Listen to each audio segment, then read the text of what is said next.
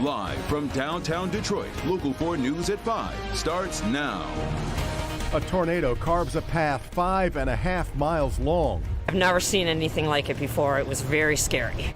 Cleanup underway in Grand Blanc after a terrifying night of storms.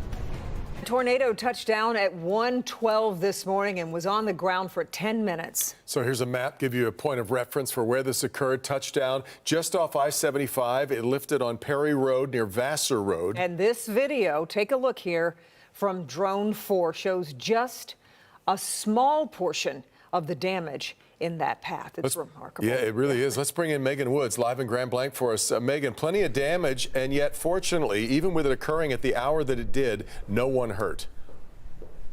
No one hurt, and that's the good thing. So yes, you saw the damage from this home on Drone 4, but take a look at it from the ground. It is just unreal to know that this home is still standing. Everyone is okay. You see snapped tree branches and here, and then back there, more trees uprooted, and then there's a structure back there that was damaged, but still this house is standing. We spoke to several people in the township who are just stunned as they, walk throughout the township and look at the damage.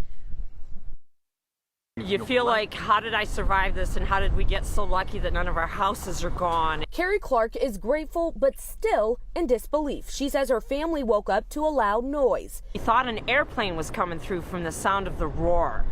And when we went to the back door to look outside, we seen the tornado actually swirling through our backyard as it was coming down the road. About a mile away, Regina Clemenshaw was sleeping through the storm. That is, until her husband looked out the window. He says, things are flying by the windows. I said, what do you mean? I said, that don't make no sense. Things don't fly by the windows. And he goes, oh yeah, it does. It's a tornado or something out here. As of right now, they have no power, and an uprooted tree hit their gas line. The damage didn't stop at front and backyards of homes. To show you just how intense this tornado is, we are at Bicentennial Park in Grand Blanc Township, where the playground foundation was ripped up and those pieces are thrown all over the park. And just to give you an idea, these are not light. Probably about 25 pounds each. Then there's the power lines. Grand Blanc Township Supervisor Scott Bennett says crews are doing all they can to get power back on. It's going to take a little while because there's some very high voltage lines that come through Grand Blanc Township, and they're laying on one of the main highways right now, and so they're trying to shut the power down so that they can clear those. He says it may take a day for them to start opening these roads back up. And then that park, when you talk about the pavilion, the wooden pavilion, completely destroyed, parts of it in the pond. And then when we're talking about these uprooted trees, I'm about 5'2", and you see how massive this is. You can see the roots here snapped off. So again, this is just incredible to know that everyone is okay. No one was hurt. And these are just things that can be fixed, things that can be removed. A life irreplaceable. Reporting live here in Grand Blanc Township, I'm Megan Woods, Local 4. That is so very right, Megan. All right, we're going to check back in with you again at 6 o'clock. We are also getting a first-hand look at what folks in Marshall, in the middle of the state, went through as that area was hit with a tornado. You can see the wind, rain, and hail all happening at the same time there. The storm even tore shingles off the home and tossed them onto a deck in the backyard. Trees in the area were also knocked down by the storm. So far, there have been no reports, though, of injuries. So the tornadoes and high winds, though, not the only issue overnight. Look at the size of the hail that came down around Battle Creek. Yeah, it measures roughly 2.5 inches in diameter. That's actually bigger than a golf ball. And what we are going through today with the temperature change, bad enough here, but look at what it's been like in the UP. Check out this video from Marquette. The flash freeze and snow forced schools to close today because of icy roads. Yesterday it was 60 degrees. Right now it feels like it's -4 up in Marquette. When they're closing the UP schools, you know, things have gotten serious. It's bad. Back down here, we're going through a huge change, a near 50-degree swing in temperatures over the past 24 hours. Yesterday at this time, it was 72 degrees in Detroit, I believe. Right now, it's 26 degrees. So bundle up out there. Let's get over to Kim Adams. Kim, it has been a wild stretch of weather over these past 24 hours. It has been absolutely crazy, and I want to start with that temperature change. So we're talking about 24 hours ago compared to right now. It is 45 degrees colder in Pontiac, 46 degrees colder in Mount Clemens, and 44 degrees colder in Ann Arbor and out at Metro than it was at this same time yesterday. So we were in the 70s. We are now in the 20s. It's 24 in Pontiac, Mount Clemens, and Lapeer, 26 at the airport, 28 in Monroe. But you factor in the wind, which is still gusting at about 20 to 25 miles per hour. Feels like it is 7 in Mount Clemens, 9 in Sandusky, Lapeer, and Pontiac, 12 in Port Huron. Current wind chill out at the airport is 11. As cold as it is right now, believe it or not, we tied a record today. Didn't expect this. In the middle of the night when it was still warm and we hadn't gotten that cold front through yet, we tied the old record from 2016 of 64 degrees.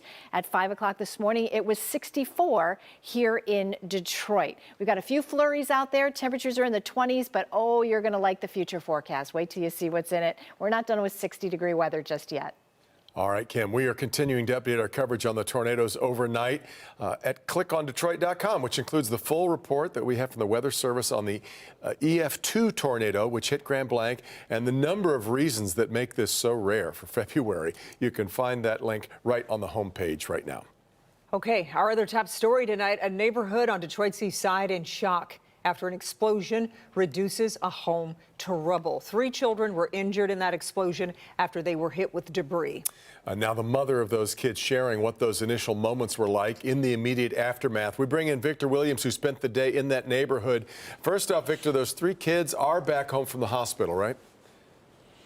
Yeah, that's right, Devin and Kimberly. They've been released and they're okay, thankfully, but all of them were right here in the front room of this house when this explosion happened. There were so many other factors that could have led to this really being a different kind of story.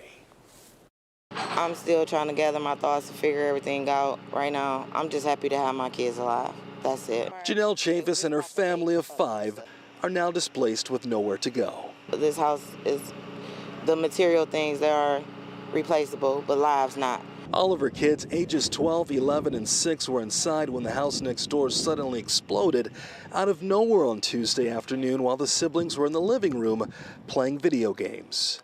That brick wall right there, it fell. When the explosion hit, it fell on Jacob and the glass flew, and he didn't have a shirt on, so he got cut up all on his back and his head. And then my daughter, she said she was sitting on the couch watching the boys play the video game, and she just heard the boom and glass and everything on her arms and cut and feet and smoke and fire, and their dad told them to go out the side door. Now all 3 have lacerations all over their bodies. They actually got released from the hospital late last night.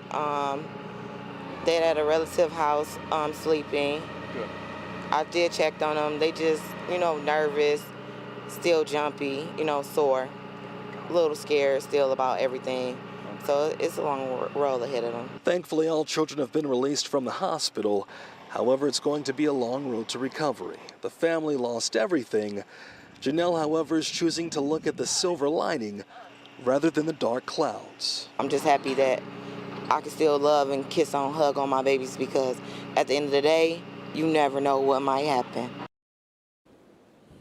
That's right, you never know, and this is the devastation that was caused all because of that explosion. They're still trying to get to the bottom of the cause of it, but if anyone out there wants to help this family, you can head over to our website, clickondetroit.com. On the east side, Victor Williams, Local 4. Yeah. All right, Victor.